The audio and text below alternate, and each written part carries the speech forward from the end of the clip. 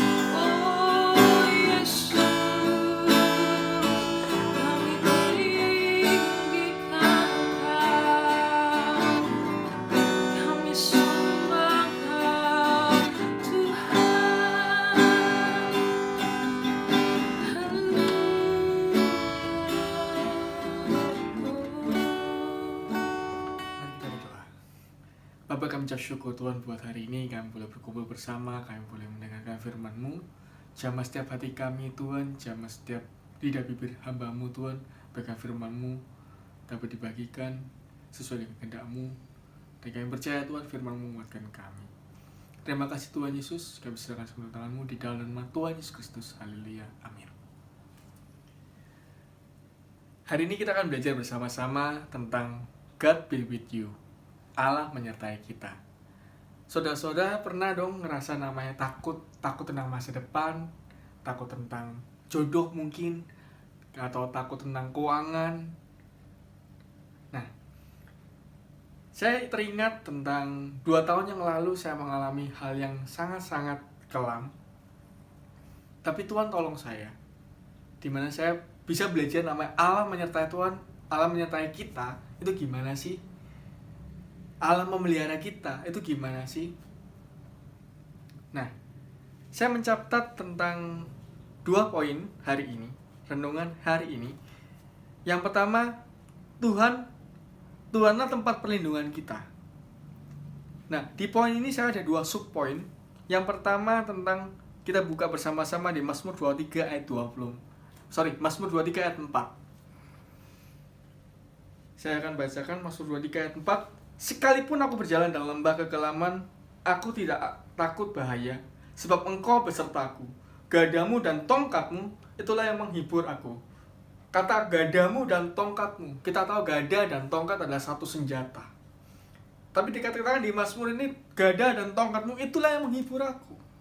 Bahwa di dalam perlindungan Tuhan, berbicara tentang keamanan, berbicara tentang satu lingkup yang nyaman, satu tempat kita merasa tenang. Itu yang Tuhan inginkan kita terlebih dahulu menyadari bahwa Tuhan itu menyertai kita. Tuhan melindungi kita. Di poin yang kedua, di subpoin yang kedua ini, saya akan berbicara tentang di Mazmur 62 ayat 6 sampai 9. Mazmur 62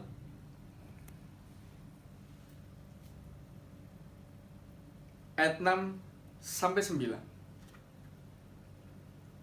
Dikatakan di sini, hanya pada Allah saja kiranya aku tenang. Garis bawah kata aku tenang, sebab daripadanya lah harapanku. Hanya dialah gunung batuku dan keselamatanku, kota bentengku, aku tidak akan goyah. Pada Allah ada keselamatanku dan kemuliaanku. Gunung batu kekuatanku, tempat perlindunganku ialah Allah. Ayat yang ke-9, percayalah kepadanya setiap waktu, hai umat, curahkanlah isi hatimu di hadapannya. Allah ialah tempat perlindungan kita. Saudaraku, ada kata curahkanlah isi hatimu. Kita datang sama Tuhan, kita kenal sama Tuhan bukan hanya sekedar raja di atas segala raja, tapi dia sebagai Bapa kita. Bukan hanya sebagai Bapa lagi, tapi kita bisa menjadi sahabat. Tuhan mengatakan sahabat. Sehingga apa sih yang dikatakan di sini? Percaya pada Tuhan karena Dia tempat perlindungan kita yang paling kuat. Yang kedua adalah di dalam Dia, di dalam hadiratnya ada ketenangan. Di dalam hadirat Tuhan ada kekuatan. Di dalam hadirat Tuhan ada perlindungan Tuhan. Jadi jangan pernah jemu-jemu untuk nggak pernah datang atau malas nanti aku terlalu banyak, aku nggak mood datang pada Tuhan. Hilangkan pikiran itu. Kalau kita nggak mood atau waktu kita mood baik atau buruk kondisi kita, datang sama Tuhan. Suatu kita datang pada Tuhan dalam kondisi kita baik, mengucap syukur. Walaupun dalam kondisi kita buruk, tetap mengucap syukur. Kenapa? Tuhan bisa bekerja dalam kelemahanmu. Kita mencatat seperti itu teman-teman. Di poin yang kedua, selain Tuhan bicara tentang tempat perlindungan, Tuhan juga memberikan kita rohnya untuk memimpin kita, yaitu Roh Kudus. Nah, kita buka di ayatnya di 2 Timotius 1 ayat 7. 2 Timotius 1 ayat 7 berkata seperti ini. Sebab Allah memberikan kepada kita bukan roh ketakutan, melainkan roh yang membangkitkan kekuatan, kasih, dan ketertiban. Kalau kita buka di terjemahan sehari-hari, karena ketika roh Allah memimpin hidup kita, Kita tidak perlu takut atau malu. Sebaliknya, roh itu menambah kemampuan kita untuk hidup dengan kuasa, penuh kasih, dan penguasaan diri. Orang yang percaya, orang yang hidup bergantung sama Tuhan, diberikan sama Tuhan roh yang kuat, roh yang penuh dengan kuasa, roh yang penuh dengan kasih, dan roh yang bisa menguasai diri kita. Kita memang gak bisa bergantung pada diri kita atau pada manusia. Yang kita bisa bergantung pada Roh Kudus. Maka dari itu, kenali dan terima Roh Kudus. Yang belum baptis secara air, baptis air. Dan minta dibaptis sama Tuhan secara Roh Kudus. Karena saat kita mengalami baptisan Roh Kudus, saat kita mengalami baptisan air, iman kita bertumbuh. Kedekatan kita sama Tuhan, pengenalan kita sama Tuhan lebih dekat lagi. Ada rasa haus, ada rasa lapar untuk mencari Tuhan. Dan kita nggak pernah goyang. Kita selalu percaya dan yakin bahwa Tuhan selalu menyertai kita. Dia adalah Immanuel. So, saudara-saudaraku, jangan pernah takut akan dunia ini. Jangan pernah takut akan kondisi apapun. Karena Tuhan selalu menyertai kita. Penutup, kita buka di ayatnya 1 Korintus 10 ayat 13. 1 Korintus 10 ayat yang ke-13 berkata seperti ini. Rasul Paulus mencatat seperti ini. Pencobaan-pencobaan yang kamu alami adalah pencobaan-pencobaan biasa yang tidak melebihi kekuatan manusia. Sebab Allah setia dan karena itu Ia tidak akan membiarkan kamu dicobai melampaui kekuatanmu. Pada waktu kamu dicobai, Ia akan memberikan kepadamu jalan keluar, sehingga kamu dapat menanggungnya. Saat ada pencobaan itu datang, kita sudah diberitahu sama Tuhan rahasia dan jawabannya. Itulah bergantung sama Tuhan, mau dipimpin sama Roh Kudus. Kadang-kali kita terlalu gelisah, sehingga kita lupa siapa sih Tuhan kita. Kita lupa ada nggak sih Tuhan kita. Ayo, fokus sama Tuhan. Kita belajar saat teduh, kita belajar untuk doa, apapun kondisi kita, baik maupun buruk kondisi kita, mau mood atau enggak mood kondisi kita, yuk kita datang sama Tuhan. Kita datang aja pada Papa kita, curahkan hatimu pada Tuhan. Allah kadarnya, terbuka sama Tuhan. Kalau kamu rusak, kondisi kamu sangat-sangat berantakan, ngomong sama Tuhan, kamu berantakan. Kondisi kamu tidak bisa apa-apa, malu, ngomong sama Tuhan, kamu malu. Tapi terbukalah sama Papamu di surga. Oke saudaraku, sekian renungan hari ini. Biarlah firman hari ini menguatkan kita, memberkati kita. Tuhan Yesus memberkati. Bapa, kami ucap syukur Tuhan, kami boleh mendengar firman-Mu. Biar kiranya firman-Mu menjadi rema dalam hidup kami Tuhan. Dan firman-Mu menjadi menguatkan iman kami yang hari ini kami mungkin rapuh, kami butuh dikuatkan, tapi ya, firman-Mu hari ini Tuhan menguatkan kami. Terima kasih Tuhan Yesus. Sebenarnya kami akan berpisah satu sama lain Tuhan. Kiranya Tuhan mempertemukan kami di ibadah online selanjutnya Bapa. Terima kasih Tuhan Yesus. Dan sebenarnya kami akan berpisah. Mari angkat kedua tangan saudara. Terimalah berkat dan anugerah dari Allah Bapa, cinta kasih dari Tuhan Yesus Kristus, dan berkat kita bersama Roh Kudus yang membimbing saudara mulai hari ini bahkan sampai selama-lamanya. Apapun yang saudara kerjakan dibuatnya berhasil dan beruntung di dalam nama Tuhan Yesus Kristus. Haleluya. Amin. God bless you. Tuhan Yesus memberkati.